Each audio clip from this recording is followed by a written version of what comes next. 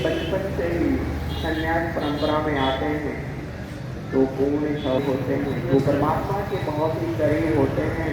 वो लोग जो जन्म से ही सन्यासी होते हैं तो होते हैं, जो कुछ समय व्यतीत होने के पश्चात फिर वो संन्यास परंपरा में आते हैं, कुछ गृहस्थ भी होते हैं। तो इसमें 4 महीने की जो व्यवस्था है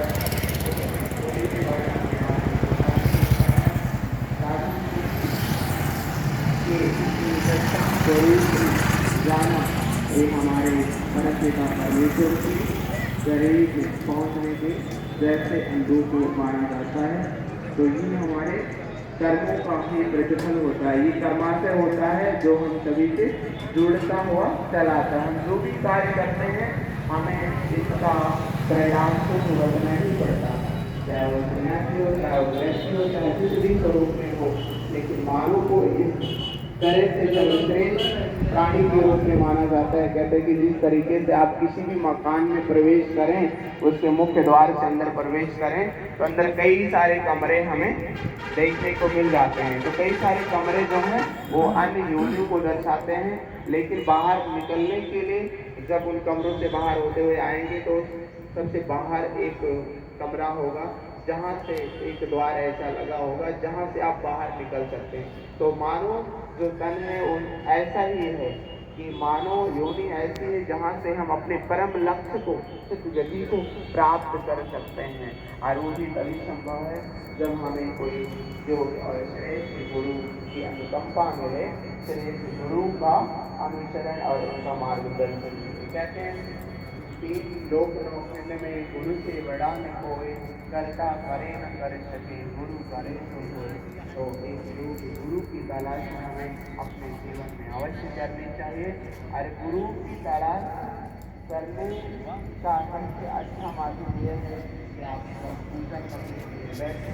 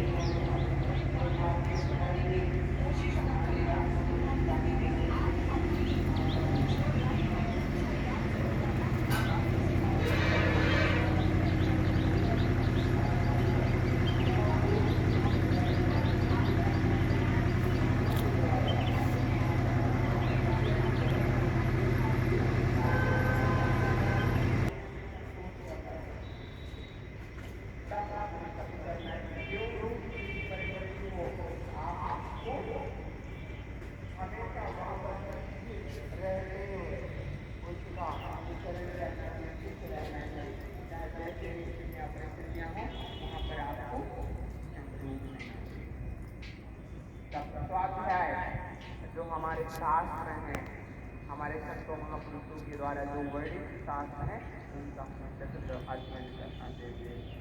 ईश्वर प्रणिधान क्रियाय, ईश्वर की शरणागति होकर के हमें अपना जीवन यापन करना चाहिए। जैसे आप जो भी कार्य कर रहे हैं, चाहे आप एक डॉक्टर हैं, इंजीनियर, कहते हैं अरे मैं तो डॉक्टर हूँ, तब मैं तो खुद ही कार्य कर रहा हूँ, अरे ये कार्य हो गया तो मैंने किया तो ये कार्य हो गया। कभी ऐसा नहीं करना चाहिए, हमें हमेशा ये मानना चाहिए परमात्मा ने चाहा तो ये कार्य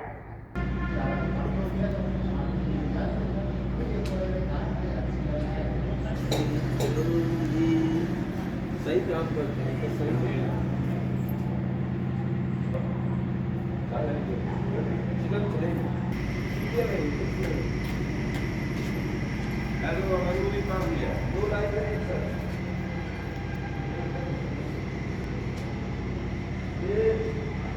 विराम देता हूँ। तुलसी चंद्र भगवान की जय।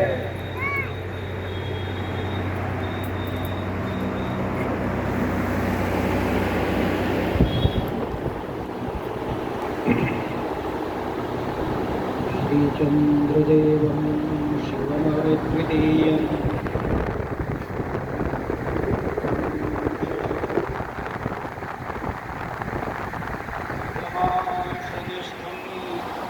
शुभदं मुनीन्द्रं नवाकाय चित्तैः शततं भजेऽहम्। बोलिए आचार्य भगवान श्री चंद्रदेव की जय। गुरुर्ब्रह्मा गुरुर्विष्णु गुरुर्देवो महेश्वरः गुरुर्साक्षात् परब्रह्म तस्मै श्रीगुरवे नमः। नमः गुरुभ्यो गुरुपादुकाभ्यो गुरुभ्यो नमः। नमः गुरुभ्यो नमः। आज बड़े ही हर्ष का दिवस हमारे लिए है कि उदार संप्रदाय का सर्वोच्च संस्थान, जिसको कि हम लोग जमात के रूप में जानते हैं, भ्रमणशील निर्माण मंडल महंतगण, आप सब यहाँ पर पधारे हैं। ये तो अपने में खुशी है, लेकिन सबसे बड़ी खुशी हमारे साथ एक और जुड़ी है कि हमारे गुरुदेव का आज पावन जन्म दिवस है। ये खुशी परम खुशी के रूप में हम देखते हैं। हमको पता तो नहीं था, जिस समय तिथि हमने निश्चित की थी, बाद में ध्यान आया तो एकदम मन गदगद हो गया। मैंने कि वाह, ये हनुमान जी जो है, हमारे हनुमंत लाल जी, पवन तनय जिनका नाम है, संकट हरण, पवन तनय संकट हरण, मंगल मूर्ति रूप, राम लखन सीता सहित हृदय बहु बसहु सुरभूप। तो ये हमारे हृदय में बसते हैं। राम लक्ष्मण जानकी और कुंज बिहारी सरकार, ये सब के सब जिनकी मैं प्रतिदिन सेवा भी करता हूँ। बड़ी खुशी होती है उनकी सेवा करके, माता रानी। तो ये हमको हमेशा कुछ सद प्रेरणा देते रहते हैं और अपना कार्य अपने आप बनाते रहते, निश्चित करते रहते हैं। का जो जन्म दिवस, उस दिन ये कार्यक्रम रखने का हमको तो प्रेरणा नहीं दिया, ये प्रेरणा वहाँ महंत लोगों को दे दिया। और महंत श्री महाराज बड़े ही अलग तरीके के महात्मा, एकदम दूसरे हंसते हंसते ही 22 को हमने कहा महाराज, तो नहीं 23 को चलेंगे, तो 23 को चलेंगे, तो 23 को महाराज जी का इधर था। तो बाद में हम आकर के देखे तिथि, हमने कही है बढ़िया, हम 22 को बुला रहे थे और हमारे बगल में आजमगढ़ से पधारे हुए हमारे महंत जी हैं, इनको भी 22 ही हमारे लिए शूट कर रहा था। ये भी कह रहे थे आप 22 को रखिए ना, क्योंकि इनके यहाँ गणेश जी हैं, अब गणेश जी का आज दिवस है, तो 23 ये चाह रहे थे कि हमारे पास हो, तो गणेश जी की पूजा होगी, उसमें संत लोग पधारेंगे तो बड़ा ही आनंद रहेगा। और हमारे समय अपने तरफ से कोई कसर छोड़ी ना, कोई कोर कसर छोड़ी नहीं, बनारस भी पहुँच गए और वहाँ पर भी खूब जोर लगाया, लेकिन गणेश जी भी कहे कि भाई नहीं, हमारा संत है, क्योंकि हम गणेश जी के भी पूजा करते हैं, तो 23 के बाद ही आपको मिलेगा अवसर 24 को।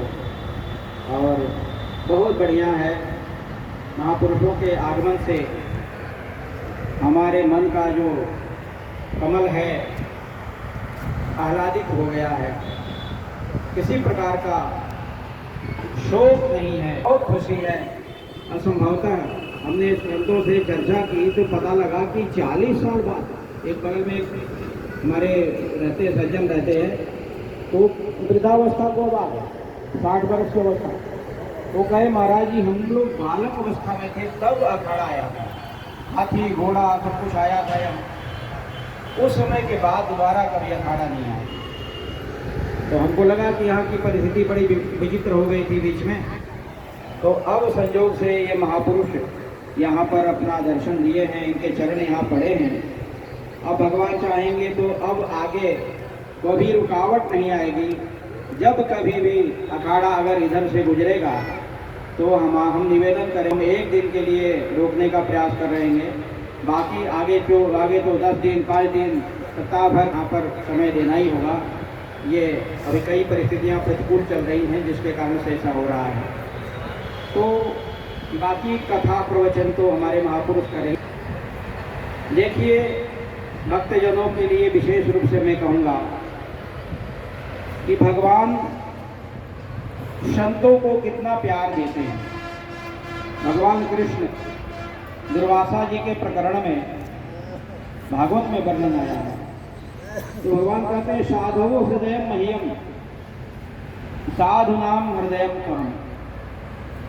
बात कहते हैं कि साधु मेरा हृदय है, अब मैं साधुओं का हृदय हूं।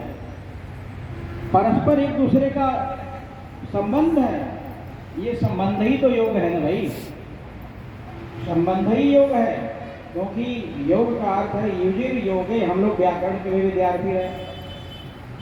जिस किसी माध्यम से अपने को भगवान से जोड़ दिया जाए वही माध्यम योग कहलाता है।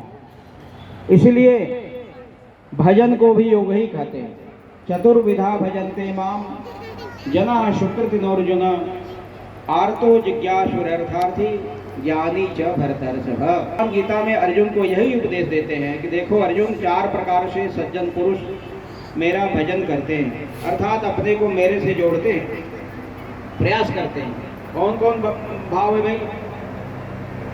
तो आर्त बन करके, जैसे कि गजेंद्र मोक्ष की कथा भागवत में आती है, तो गजेंद्र ने आर्त भाव से भगवान का स्मरण किया था। उस आर्त भाव का परिणाम ऐसे देखा कि भगवान ने अपना लक्ष्मी तक को भी छोड़ दिया, गरुड़ तक को भी छोड़ दिया,